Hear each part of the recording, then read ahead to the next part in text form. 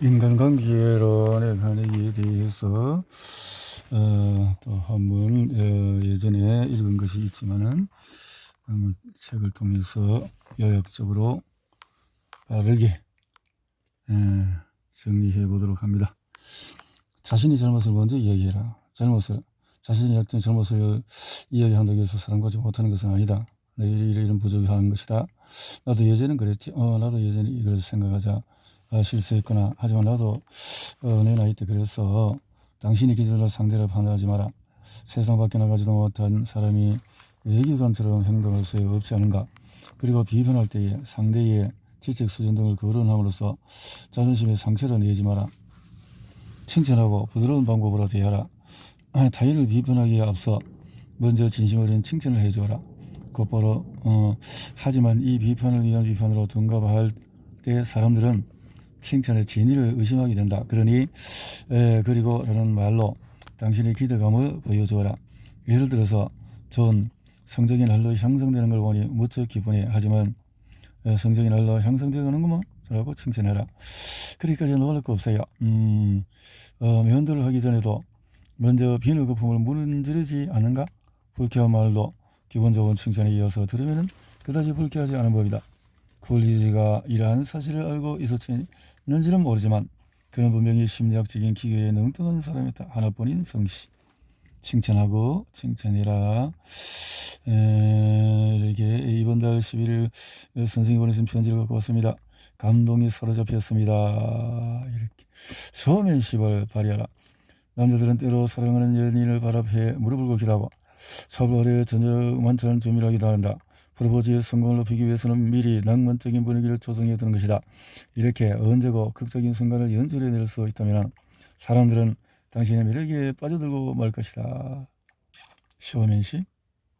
상대방의 변화를 유도하는 방법. 신명한 시점을 쓰고 생각지도 못한 혜택을 준다. 그러나 발휘해봐라. 앞서고자 하는 욕망을 자극하라. 업무의 효율을 높이기 위해서는 경쟁심리를 자극해라.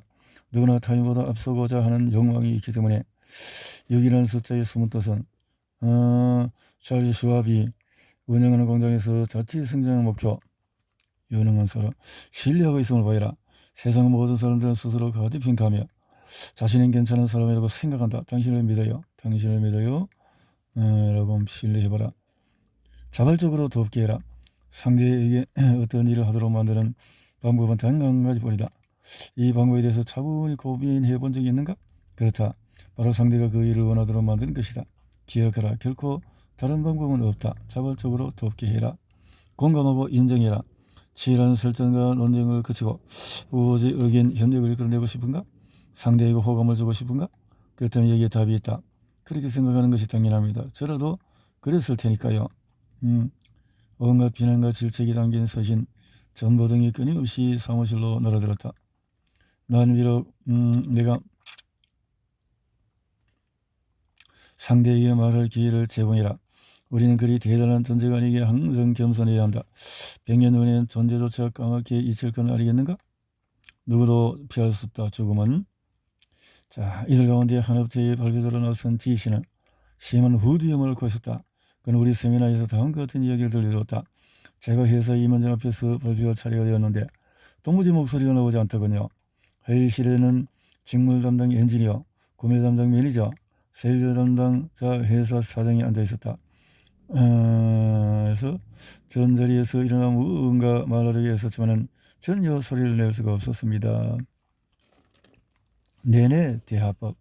뉴욕 한 은행에서 출납원에서 내내 고객 한 분이 은행 계좌를 개설하기 오셨길래 계좌 신청 양식을 건네드렸죠. 이 질문 답하고 싶지 않소라고 말했습니다. 저희가 세미나에 만났더니 신청서 양식을 치우지 않으면 계좌를 개설할 수가 없습니다. 라고 했죠. 그렇게 제 건의를 했으면 득이양양했을 때 줬어. 그렇게 하죠.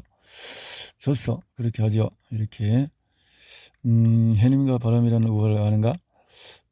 태양과 바람은 누가 먼저 노인의 외투를 벗기느냐. 그렇죠. 소크라테스처럼 대화하라. 당구를 쳐본 적이 있는가? 목표 지점을 향해서 무작정 공을 치면 오히려 탄성을 받아서 그대로 되도록이 일수다. 하지만 살짝 비켜간 지점으로 목표를 삼으면 원하는 방향으로 공을 보낼 수 있다. 조금 특별한 말투. 소크라테스. 살짝 비켜서 애정을 위한 지혜를 발휘하자. 아주 오랜 시간이 흐른 뒤에 돋보기를 쓴 두 노인이 함께 의자에 앉아있는 모습을 떠올려보라.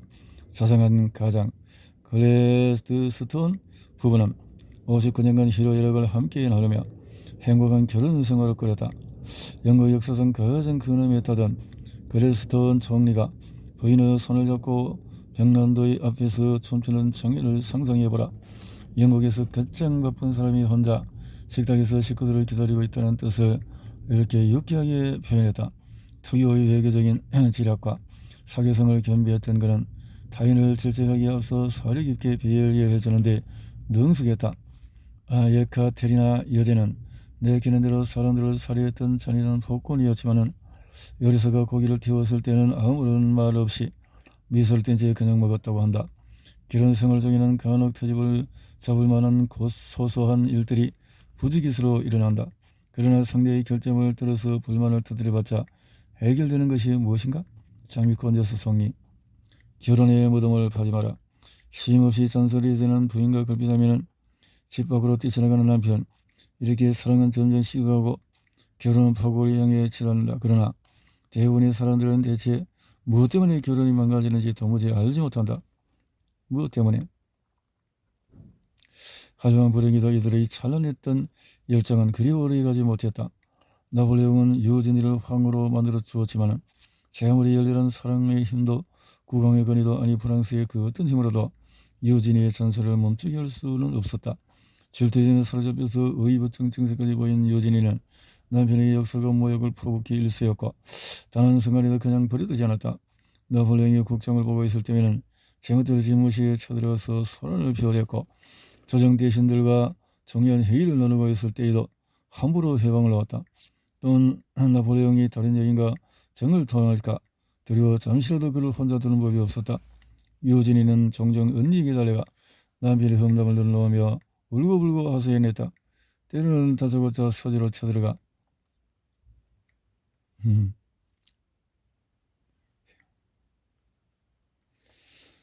자, 형제들이여 돌격하라.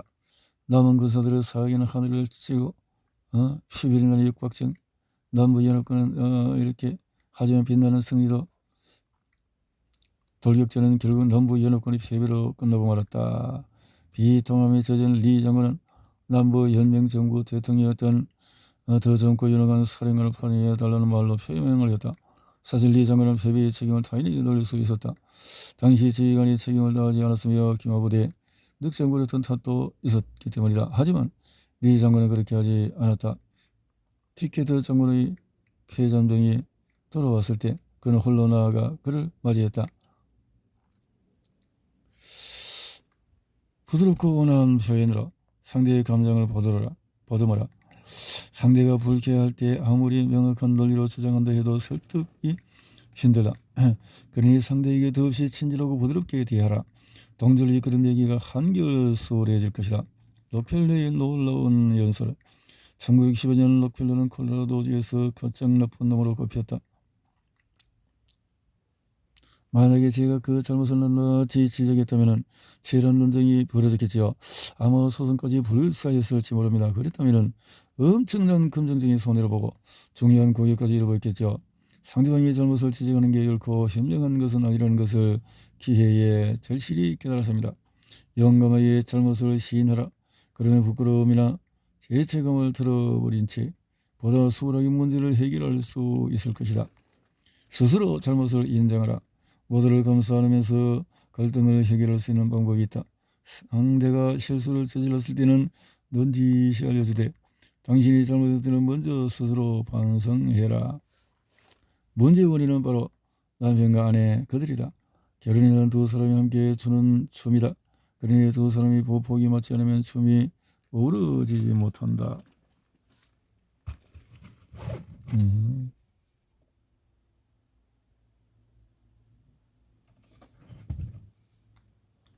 무척 사소한 일. 레넌 법정에서 매주 6일간 이혼 사무를 처리하는 한 부부가 이혼 수속을 마치는데 평균 10분가량 소요된다. 그렇다면 이들 가운데 엄청난 비극이나 재앙 때문에 이혼을 택하는 부부는 과연 몇 쌍이나 될까?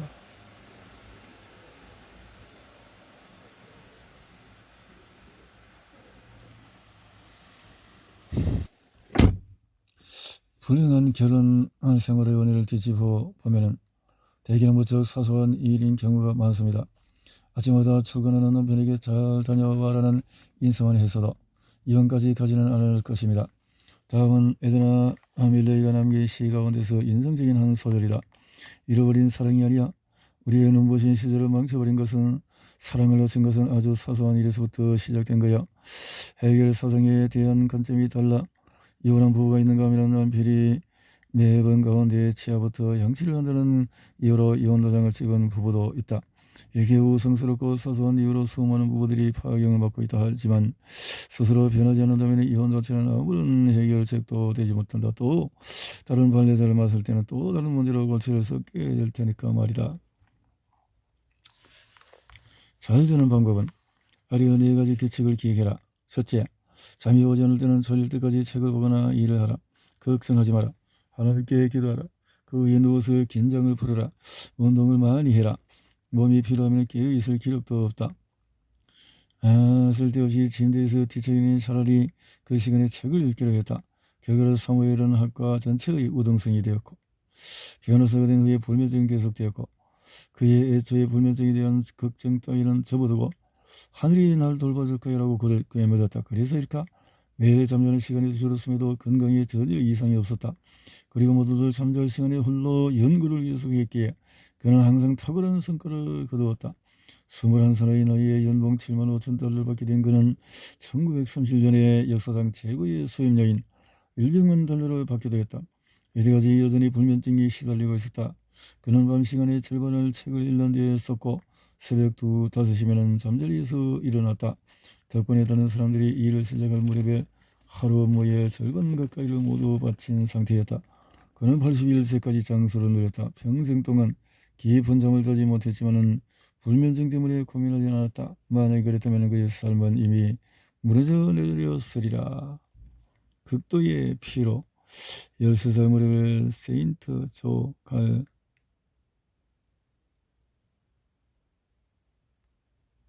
그 말이네.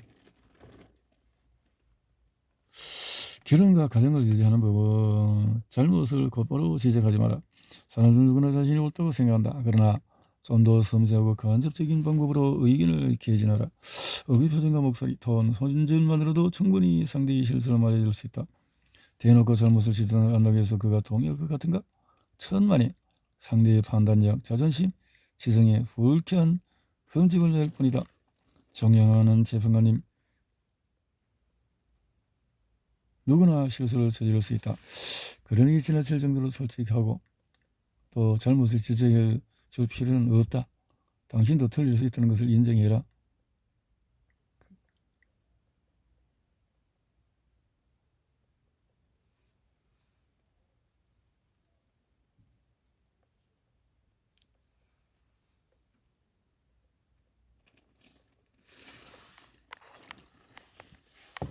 논쟁을 피하라.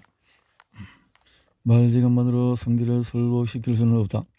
궁지몰래 상대는 반항심이라도 자기 무덤을 팔지 모른다. 외나무다리에서 만난 사나운 계획에는 차라리 길을 양보하는 것이 낫다. 물리고 나면은 개를 죽이더라도 상처가 남는 법이니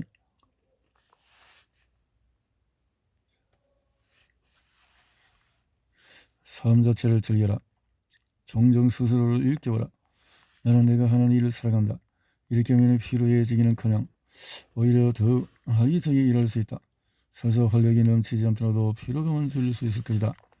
노련한 산악인들, 아무리 저명한 기업가도 보통 사람들과 마찬가지로 칭찬에 목말라 설득에 성공하는 방법은 하루에 1시간을 늘리는 방법. 자주 쉬어라. 피로를 느끼기 전에 쉬어주면서 매일 1시간씩 더 살 수 있다. 대통령의 전화를 받지 않는 시간. 록펠러는 2개의 놀랄 만한 기록을 세웠다. 첫째는 세계 최고의 거부가 된 것이고 둘째는 98세까지 장수였다는 것이다. 잠깐의 휴식. 12년 동안이나 백악관을 지켰던 영부인 엘리너 루즈벨트 여사에게 어떻게 그렇게 빽빽한 일정을 소화할 수 있습니까? 라고 물은 적이 있었다. 그러자 그녀는 사람들을 접견하거나 연설을 해야 할 때면 보통 의자나 소파에서 20분 정도 눈을 감고 쉰다고 대답했다. 얼마 전에 나는 메디슨 스퀘어 가든에 있는 제인 오트리의 휴게실을 방문했다.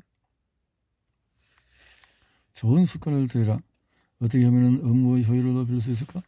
현 업무와 상관없는 문서는 전부 치워라. 업무의 경중만급을 정확히 파악하라.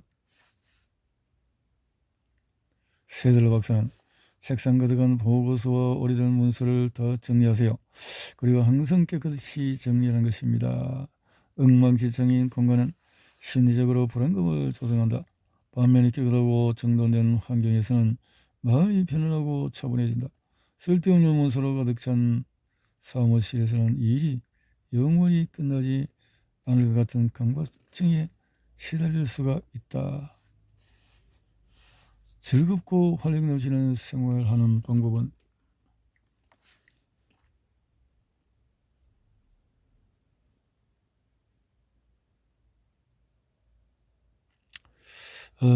흠뻑 젖은 채 그냥 웃어라. 그냥 웃어라. 슈밥 노인의 평생 좌우명. 그냥 웃어라. 웃어라. 철강공장에서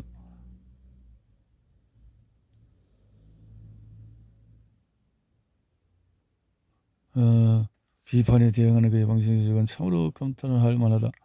난 그의 평정심과 자신감, 유머에 탄복하고 말았다.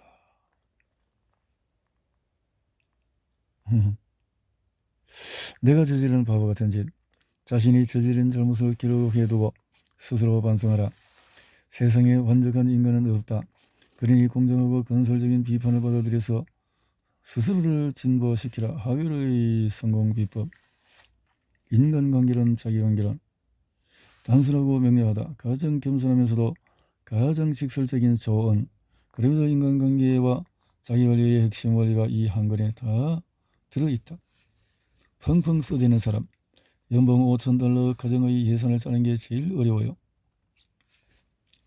자녀의 경제관념을 배양하라. 자녀에게 경제관념을 심어주는 것은 유수한 교육 환경을 제공하는 것과 마찬가지로 중요하다. 그래야 당신이 없는 미래에도 자녀들의 앞날을 안심할 수 있다. 가정은행. 전문가들은 아무리 적은 돈이라도 그 지출 상황을 명확히 기록해두라고 충고한다. 부끄러운 일이 아니다. 갑부들도 그렇게 하지 않는가? 이렇게 3개월만 꼼꼼히 기록하다 보면 어디에 썼는지도 모르는 돈을 절반 이상이나 아낄 수 있다고 한다. 이만큼 무가치한 일이 있는가? 무계획적인 소비라니. 그렇게 힘들게 번 돈을 가구상, 의료 매니저 등에 모두 날리고 싶은가? 그 돈을 벌면 매주 40시간이나 일해야 한단 말이다. 펑펑 쓰디는 사람. 결혼의 문명에서 벗어나라. 아무리 많은 책을 읽고 수준 높은 교육을 받더라도 가장 중요한 성적 본능에 대해서 무지하다면 결혼 생활은 초라하게 깨어질 수밖에 없다. 얼마나 안타까운 일인가. 은밀한 사생활. 결혼 문명에서 부부 공동의 목표를 가져라. 상대방의 꿈을 실현할 수 있도록 도와주어라. 둘이 힘을 합치면 꿈을 이룰 수 있으리라. 꿈을 이룬 릭. 사업은 손풍이에 돛단 듯이 순조롭게 되었다. 공통의 워스 박사는 다음과 같이 제안한다. 꾸밈이 과학하더라도 근사하고 멋있다고 칭찬해 주어라. 파트 중에 신뢰를 범했더라도 점잖은 사람이라고 칭찬해 주어라. 그렇다. 당신의 배우자가 결점이 많더라도 기꺼이 칭찬하고 격려해 주어야 한다. 냉혹한 타인들이 진실을 말해줄 테니 당신까지 나서서 스트레스를 줄 필요가 없지 않은가? 이 같은 작은 노력만으로도 배우자를 기쁘게 해줄 수가 있다. 보다 자신감 넘치고 유쾌한 배우자를 원한다면 말이다. 가정의 행복은 성공의 반석이다. 성공한 사람 어디에는 항상 그를 지지해주는 가족이 있다. 화목하지 않은 가정에는 성공을 이루기가 힘들다. 아니 설사 성공하더라도 진정한 성공이라고 볼 수가 없다. 함께 기쁨을 나눌 이도 없는데 성공한들 무슨 의미가 있겠는가. 좋아하고 행복해하는 일이 반드시 부유한 성공을 가져다 주는 것은 아니지만 심리적인 안정감과 만족감을 선사해 주는 것은 분명하다. 자, 상대가 좋아하는 일에 몰두할 수 있도록 지지해 주는 배우자의 용기와 모험 정신을 가져보자. 당신만은 그의 공기펌프가 되어 주어라. 남편의 부족한 점에 대해서는 그의 냉정한 상사가 모두 알려줄 것이다. 그러니 당신만은 남편을 격려해 주어라. 식탁에서든 침대에서든 노력하면 반드시 성공할 수 있다는 믿음을 심어 주어라. 결국에는 실패하고 말 거야 라고 말하는 부인에게는 좀 더 빨리 실패가 찾아갈 뿐이다.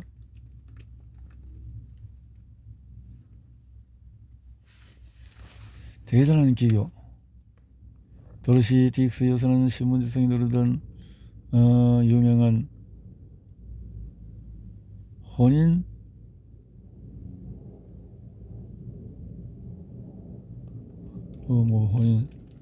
대한 사기꾼을 인터뷰했다.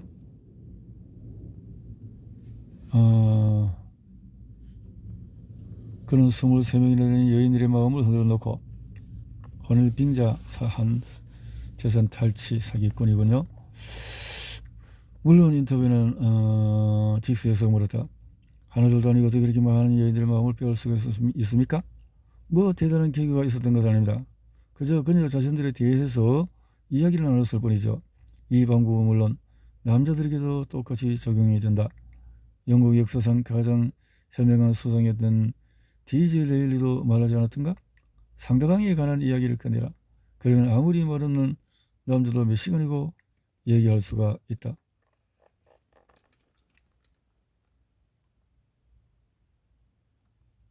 칭찬을 아끼지 마라. 인생에는 한 가지 중요한 법칙이 있다. 이를 제대로 지킨다면 귀중한 우정과 영원한 기쁨을 누릴 테지만 이를 거스린다면 더없이 험난한 길을 걷게 되리라. 이 법칙은 다음과 같다. 상대방을 귀하게 여기고 칭찬을 아끼지 마라. 상대방을 귀하게 여기고 칭찬을 아끼지 마라.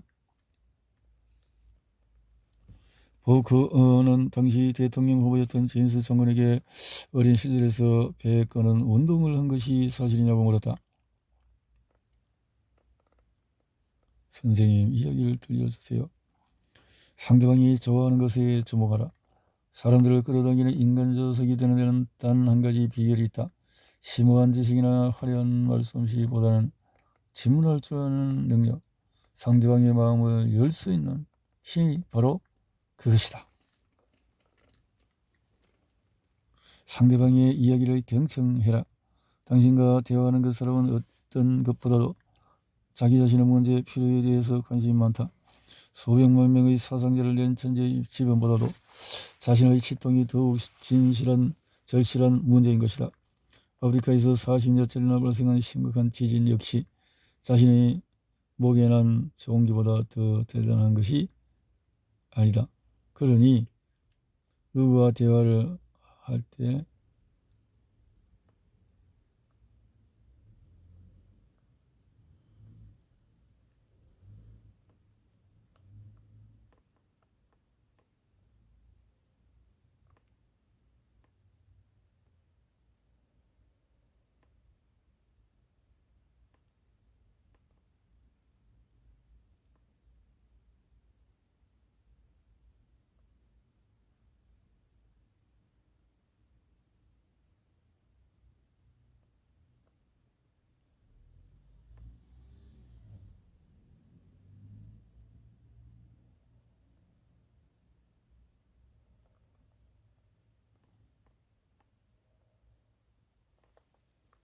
상대방의 이야기를 경청해라.